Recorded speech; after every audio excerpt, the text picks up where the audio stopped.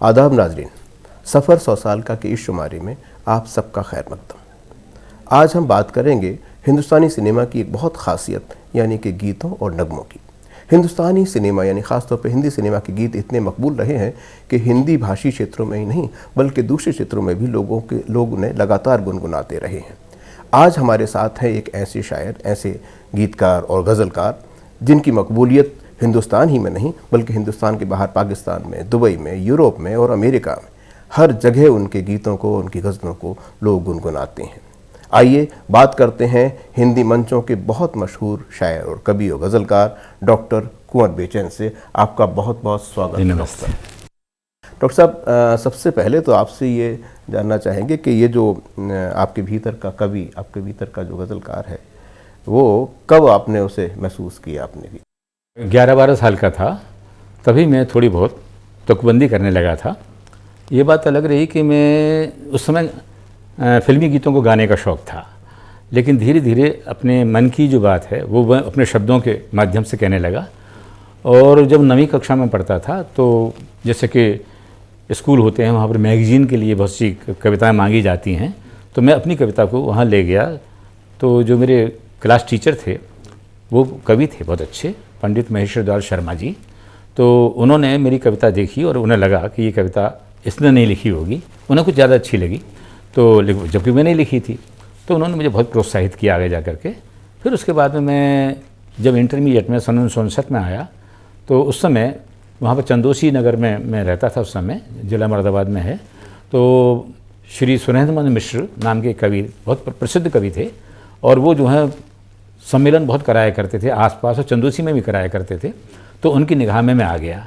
तो सन 1959 से मैं मंचों पर जाने लगा, चंदोसी से बाहर भी वो मुझे ले गए। फिर मैं SM कॉलेज चंदोसी में आया और डिग्री कॉलेज में, तो वहाँ पर पंडित गंगा शरण शर्मा शील जो हिंदी के हेड थे, उनकी निगाह में आ गया। तो उन्होंने मुझे बहुत प्रोत्साहित किया। दुनिया भर में कहीं सिनेमा में गीत नहीं होते, तो इस चीज़ को आप कैसे देखते हैं? भारतीय समाज में ये गीतों की परंपरा या भारतीय समाज उत्सव धर्मी है, बगैर गीतों के अपनी बात नहीं कहता। क्या कारण आपको लगता है कि ये अभिन्न हिस्सा बन गए? हमारे हिंदुस्तान के अंदर, वैसे तो और जगह भी होगा, लेकिन हमारे भारतवर्ष के अंदर ऐसा है कि जो लोकगीत हैं, जो लोक जीवन है, उनसे जुड़ी हुई बात उसमें ख़ास तौर से देखी जाती है। एक बात यह है कि जो गेयता है, जो एक रिदम है, जो लोकगीतों में ख़ास तौर से रहता है, वो व्यक्ति के भीतर कहीं समाया हुआ है। और हमने ये देखा कि पुरानी फिल्मों में अधिकतर हमने ऐसी फिल्में भी देखी, आप सबने भी देखी होंगी, कि उन फिल्मों के अंदर जो है वो गीत ही अधिक हुआ करते थे, यानी गीत प्रधान फिल्में बनी।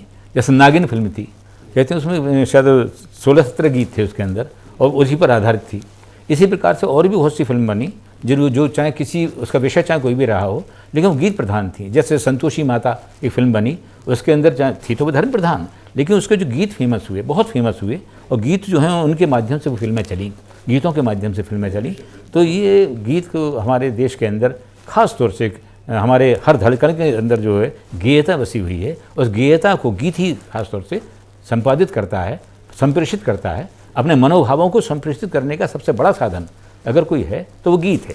डायलॉग के माध्यम से भी करते हैं, संवादों के माध्यम से भी करते हैं, लेकिन ऐसी फिल्में भी बनी जिनमें कि हम जो है गीतों के माध्यम से संवाद हैं उसमें। जैसे भी हीर रांझा फिल्म आई थी, उसके अंदर भी आपने देखा कि उसमें जो है जो डायलॉग्स हैं वो कविता के अंदर हैं। तो इस तरह से जो गीत है, जो कविता है, वो हमारी ज़िंदगी की बहुत बड़ी निधि रही है भारतीय समाज की, और उस निधि के कारण से ही फिल्मों के अंदर जो गीत हैं वो बहुत प्रसिद्ध रहे। हिंदुस्तान के अंदर बहुत ही कम ऐसी फिल्म बनी होंगी जिनमें गीत ना रहे हों। आज का जो सिनेमा है उदाहरण के लिए, तो वो गीत से ज़्यादा संगीत उस पर हावी कई बार लगता है। हालांकि बहुत सारे अच्छे ऐसे गीतकार भी नए आए हैं जिन्होंने बहुत खूबसूरत गीत लिखे हैं, लेकिन फिर भी एक वर्ग ऐसा भी है जो कि कई बार मुन्नियाँ बदनाम हुई या शीलाएँ जबान हुई, इस तरीके के जो गीत जो बहुत अच्छे स्तर के नहीं माने जाते। ऐसे में बहुत श्रेष्ठ कवि या बहुत श्रेष्ठ गीतकारों के लिए वो स्पेस, वो जगह बसती है जहाँ के सौंदर्य बोध भी हो, हसासियत भी उनकी सामने आए। ऐसा आपको लगता है? आपने कई अच्छे गीत आपने भी कई फिल्मों में लिखे हैं। सच बात तो ये है कि जो मुख्य गीत होता है वो तो हमारी आत्मा का संगीत है। उसमें आत्मा नाचती है, आत्मा नृत्य करती है, आत्मा आनंदित होती है, प्रफुल्लित होती है। लेकिन जो फिल्मी गीत आजकल के हैं वो शरीर को नचाते हैं, आत्मा को नहीं नचाते।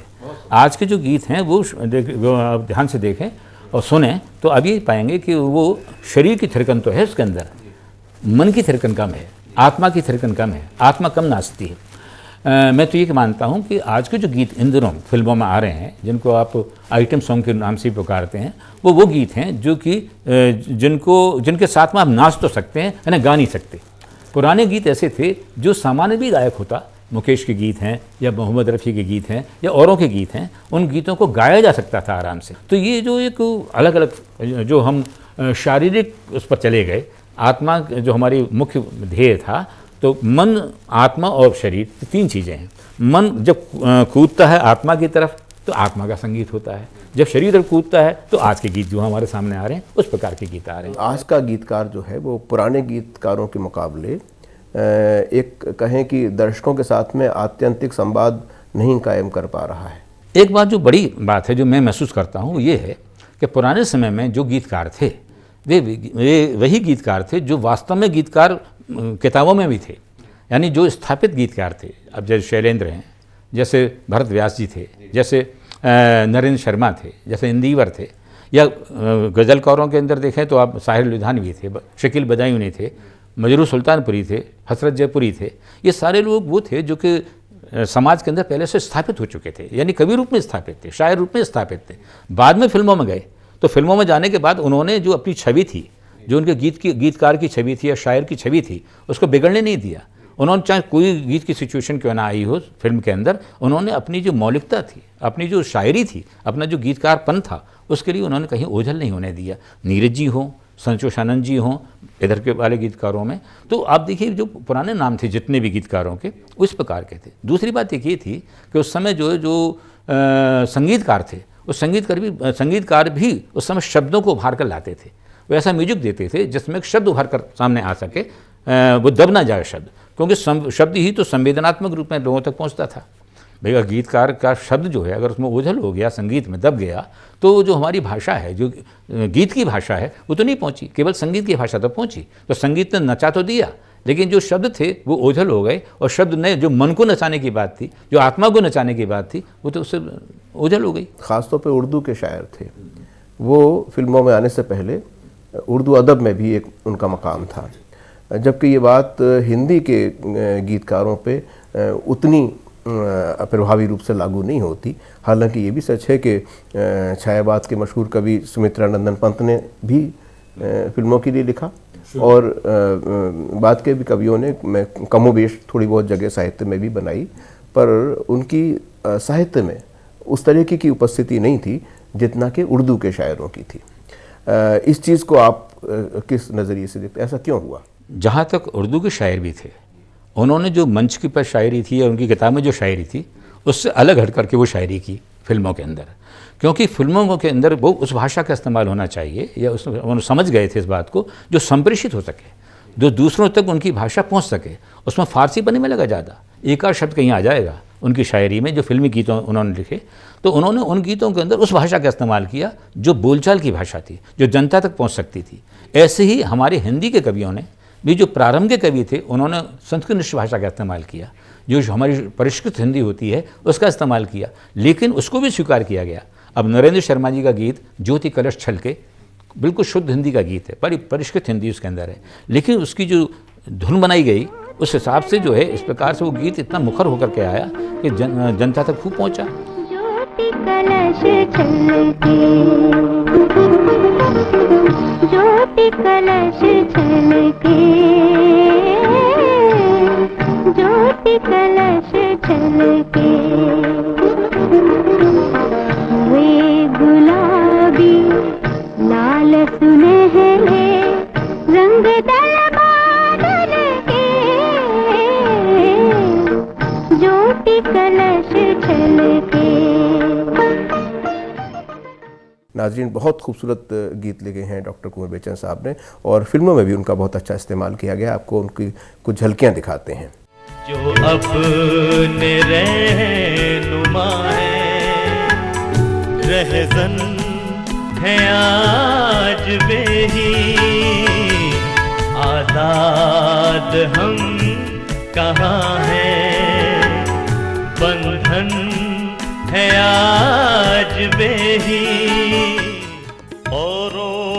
उछलने की धुन में हम खुद को छल बैठे हैं, औरों को छलने की धुन में हम खुद को छल बैठे हैं। बाहर से खिलते उपवन हैं, बाहर से खिलते उपवन हैं, भीतर जंगल बैठे हैं। हम बेटी बेटों में अंतर करे क्यों, इन छोटी सोचों को मन में धरे क्यों। तुम भी ये गाओ पिया, तुम भी ये गाओ पिया, हमारे अंगना फूल बरसे, बिटिया ने जन्म लिया, हमारे अंगना फूल बरसे।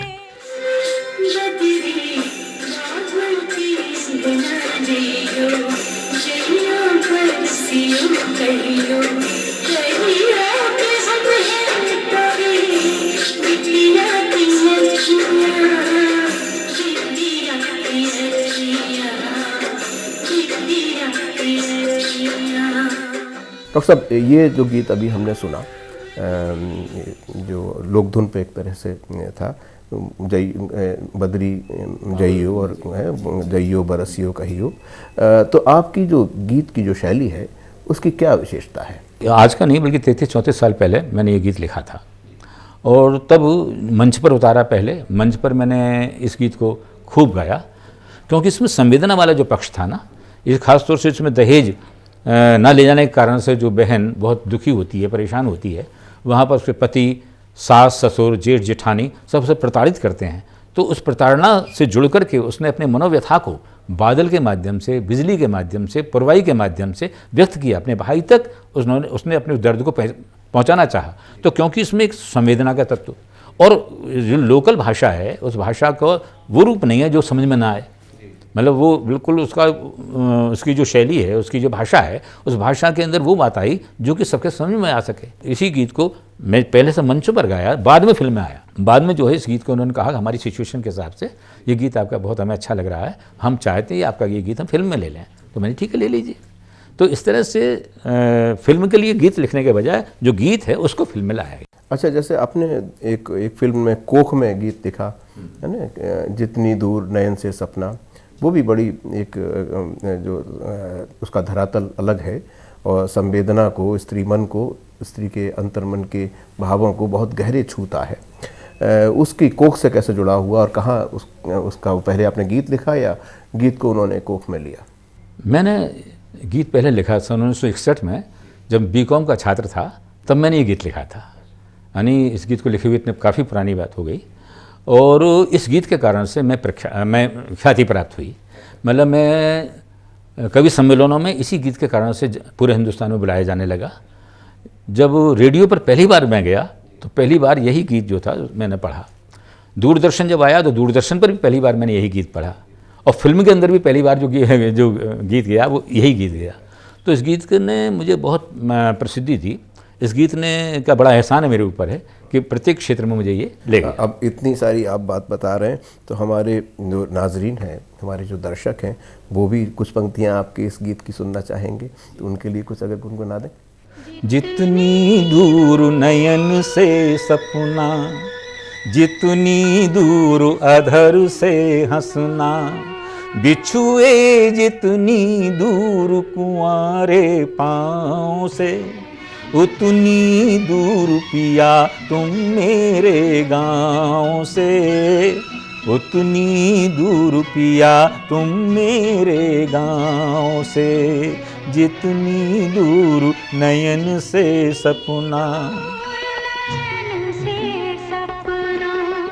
जितनी दूर अधर से हंसना, बिछुए जितनी दूर कुंवारे पाँव से, उतनी दूर पिया तुम मेरे गाँव से, उतनी दूर पिया तुम मेरे अच्छा डॉक्टर साहब, एक बात मैं आपसे, आपकी ये जो ज़बान आपकी है वो हिंदी की है, गज़ल भी आप बहुत प्रभावी ढंग से कहते हैं। आपने हिंदुस्तान के बाहर भी बहुत सारे मुल्कों की यात्रा, कहाँ कहाँ आप गए हैं? मैं 20 देशों में जा चुका हूँ और अमेरिका 5 बार गया, 5 बार यूके हो आया, 5 बार दुबई भी गया, इंडोनेशिया, सिंगापुर, रूस, जापान, पाकिस्तान और दक्षिण अफ्रीका में वहाँ जोहान्सबर्ग वगैरह, यहाँ सूरीनाम और कनाडा, इन सारे देशों में मेरा जाना हुआ है। जैसे आप पाकिस्तान और दुबई वगैरह में गए तो वहाँ मुमकिन है कि वो गज़ल की जो मूल व्याकरण है उससे वो लोग तो उसके जानकार हैं, तो वहाँ कैसी प्रतिक्रिया, कैसे रेस्पॉन्स मिला वहाँ के श्रोताओं का? जब पाकिस्तान में गया तो मैं सोच कर गया गज़लें सुनाऊंगा, लेकिन वहाँ पर मैंने बिछुए वाला गीत सुनाया, बदरी वाला गीत सुनाया। आपको मुझे बड़ा आश्चर्य हुआ, बहुत आश्चर्य हुआ कि वहाँ पर बदरी वाला गीत इतना पसंद किया गया कि जितनी भी कार्यक्रम पाकिस्तान में हुए मेरे मतलब मुशायरे हुए, उन सभी में इस गीत को आवश्यक रूप से सुनाना पड़ा मुझे, यानी सभी को पसंद आया और लोग इस पर खूब आंसू बहाते थे।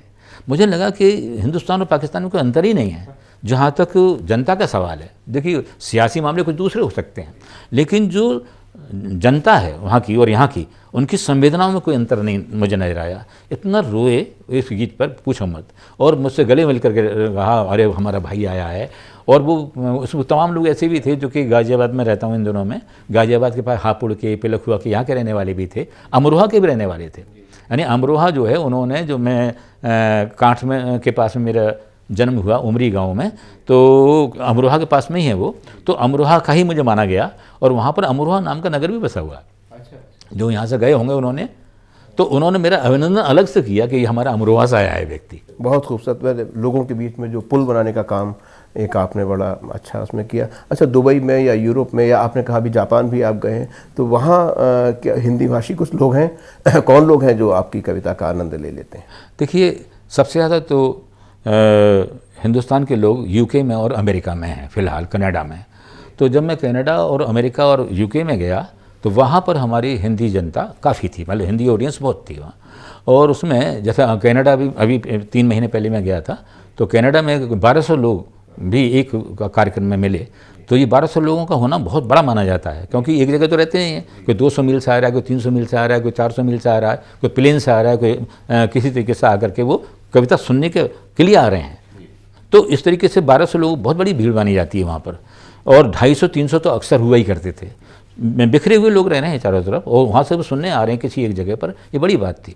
तो अमेरिका के अंदर भी, वहाँ पर शिकागो में, न्यूयॉर्क में, न्यू जर्सी में और डेट्रॉइट में, तमाम मैं 20 नगरों में गया हूँ।